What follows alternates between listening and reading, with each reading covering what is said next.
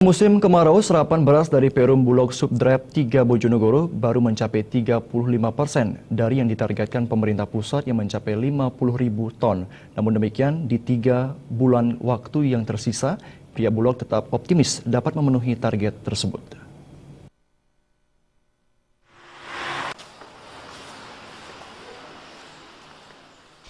Pada musim kemarau ini, Bulog Subdrive 3 Bojonegoro mengalami keterlambatan penyerapan beras dari petani.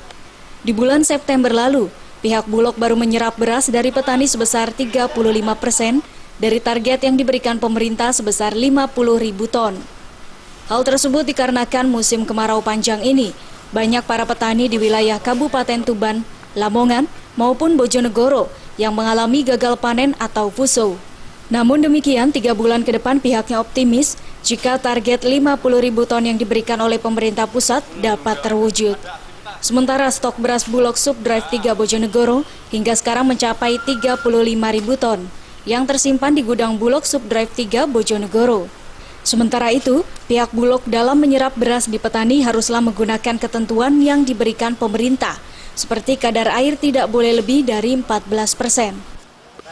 Kalau target kita dari pemerintah yang diberikan kepada Bojonegoro 50.000 ton, kami sudah sampai dengan hari ini 35%. Ya, masih kurang sampai dengan September, ya kami tetap optimis lah untuk bersama TNI untuk capaian tersebut.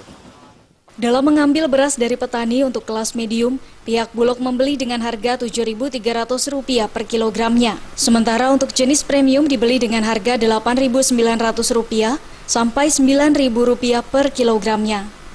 Dari Bojonegoro, Jawa Timur, Sumali Malwapati melaporkan.